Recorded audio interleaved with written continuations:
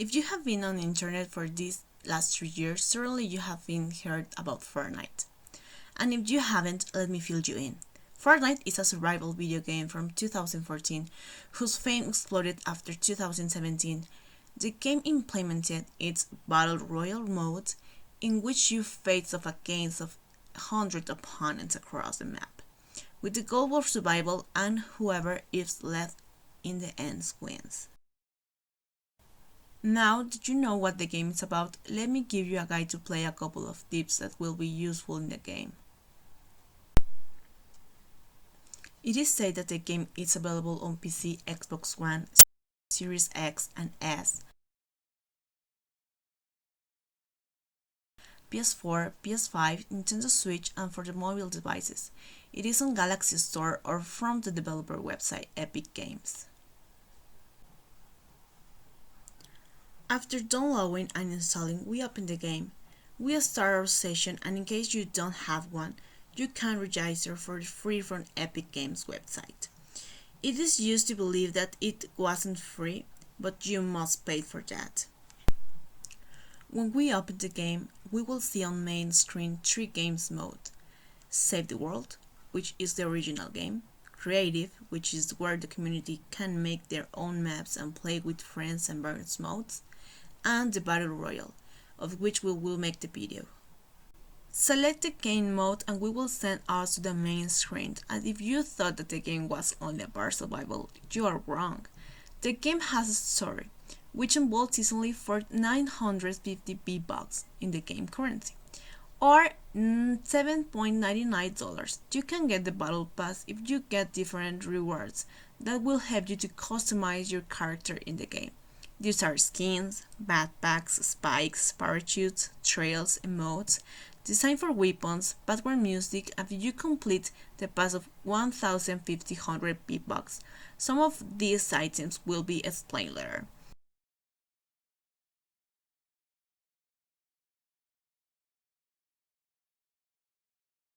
To unlock these rewards, you must level up by completing missions that the game provides. When you complete them, you can get the battle stars, which you exchange for the reward you want to in the Battle Pass menu. In this game, you can do 2 things: either you level up and unlock the Battle Pass with all the items, or you can just play and go for the win. In my experience, I recommend you have to do both, so that what you invested it is well spent. Although you always have the option to either buy for real money to complete the Battle Pass, or if you don't like what they offer, there is also in the game store with various items. Depending on where you play, the buttons vary for each thing, but they work with the same scheme. In our case, that is on PS4, we'll leave you the scheme, and we will display the base control to play, where we use the tag to jump and circle to build, the square to reload and interact with some things, and with the triangle we switch between the package of the weapons.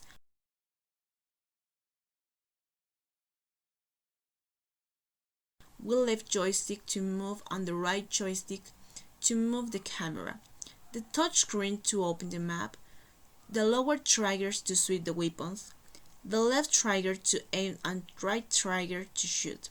It is crucial that you be aware of the controls and learn them.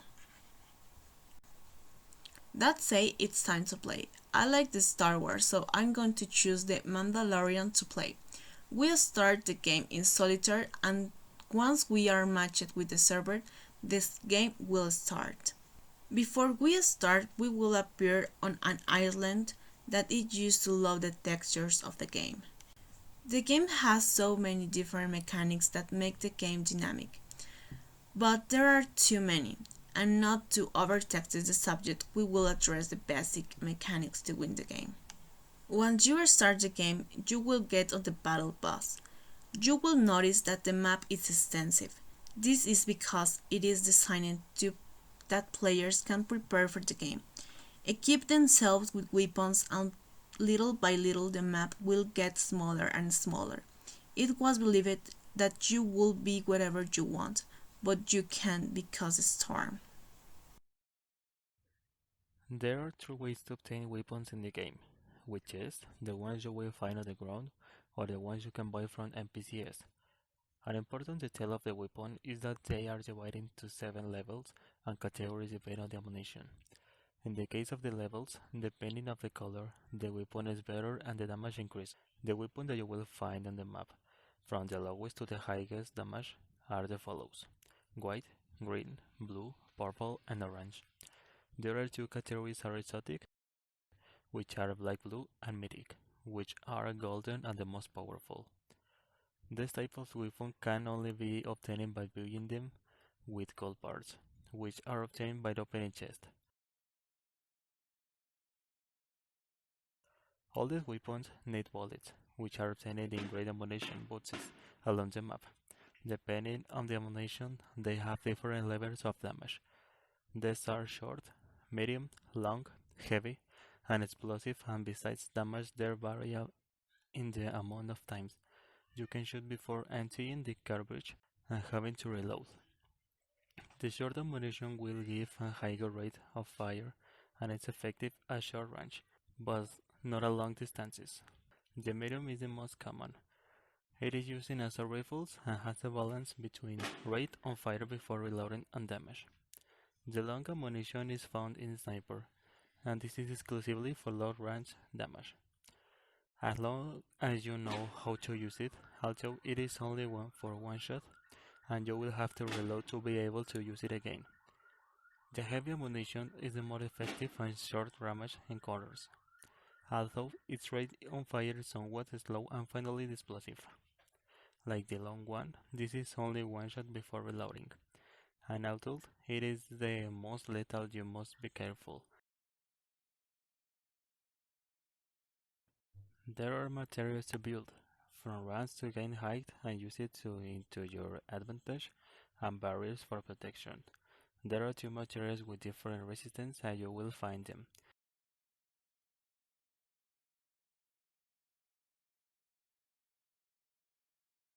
The wood is obtained by chopping trees and furniture. This is the weakest, but the one that is built faster. Stone is obtained by chopping rocks or brick structures, and this is the intermediate material.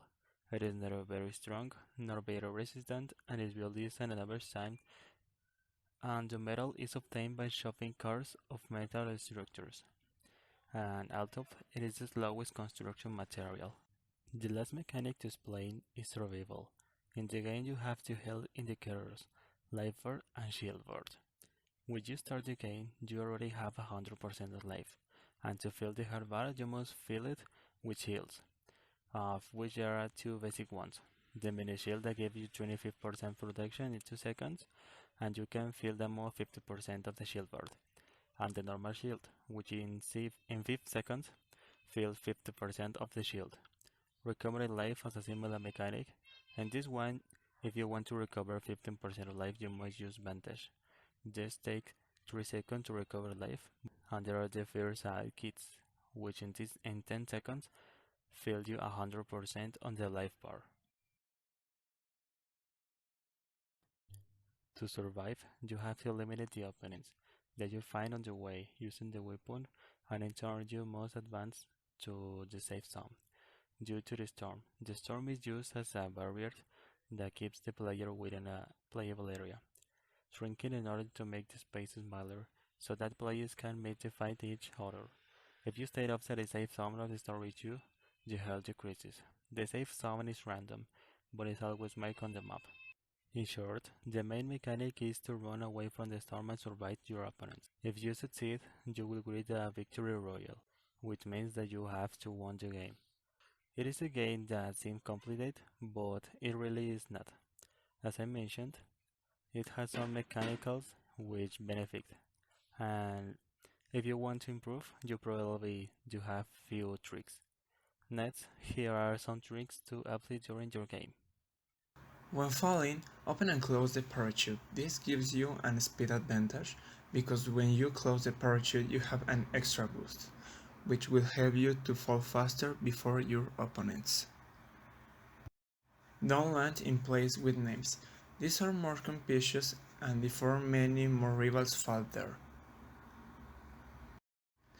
Try to land on the edges of the map, although the storm always appears in the center.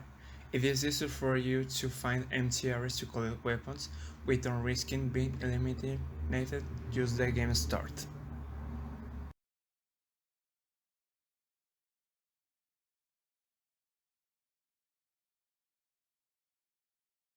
Use bonfires. The bonfires have the function in the game to help you to recover life. I recommend you to look for them in the mountainous areas of the map because it will help you to recover life faster. The animal hunting. In the map you will find different wild animals, chicken, wildebeest, wolves and dinosaurs. Whenever you can hunt these animals, they will drop meat which you can use to recover part of the life bar. And if you are lucky, they will drop a mushroom which will you get 5% of shield. Consumables. In the game there are many consumables that you will find on the ground or in fruit boxes. There are bananas, apples, corn, lettuce, coconuts, mushroom and chilies. The first four help you to recover life. The coconuts and mushroom help you to recover the shield, and the chili has the function of giving you more speed when you're running for a limited time. So, whenever you find them, it's important that you use them. Slurp. Following the roads in the game, you can find several vehicles, but there are some trunks in particular with the legend of Slurp, which when you destroy them will splash you with this substance, which will give you 100 points of life or shield, depending on what you need. There are also small pots of Slurp that will give you 20% of life or shield, but they are somewhat difficult to find on the map. Mobility. As I mentioned before, the game has vehicles, and whether you want to run away from the storm or run upon it. The types of vehicles are the sport cars, which work the same as the previous ones, only with the difference that they have a turbo, which will help you to travel farther. Cars, which will take you anywhere as long as you follow the road. The vans. These are all-terrain and will move you anywhere on the map, regardless of whether there is a road or not. The trucks, which being bigger will allow you to cross structures at the cost of a little speed. I recommend that you use the vans, since these being off-road have no impediments and are more efficient when it comes to a gateway. You should also be aware of the fuel level, because if it runs out, the vehicle will not move. To recharge, you only have to go to the gas stations marked on the map and pour the fuel on it. Hit the weak points. As we mentioned, to get materials or destroy the objects, you must hit them.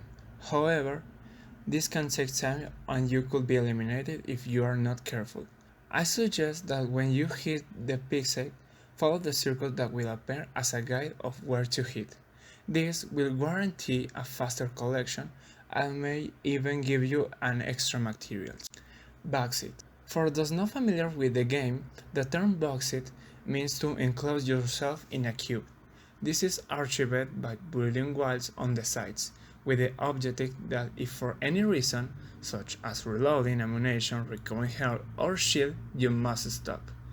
Will you not be victim of the elimination and you will have time to react to an attack. Inventory order. This tip is more personal than anything else, and that's it to order your inventory. As this picture shows, you have only 5 slots in your inventory to carry things. You can carry whatever suits to play style and you need it most. But, in my experience, this is my suggestion. In the first space, carry a medium ammo weapon, from when you need to face reasonable distances. In the second, one heavy ammo weapon, because a close range confrontation is always imminent, and a single shot can make the difference. In the third, one small ammo weapon for those times when you need to be faster. I use the fourth for mini shields and the fifth one for healthy kits, because it's always necessary to recover life. And that's how we finished this guide to play Fortnite. And with these tips, we hope it will be useful, and thanks to this you will win many games. Thank you for your attention.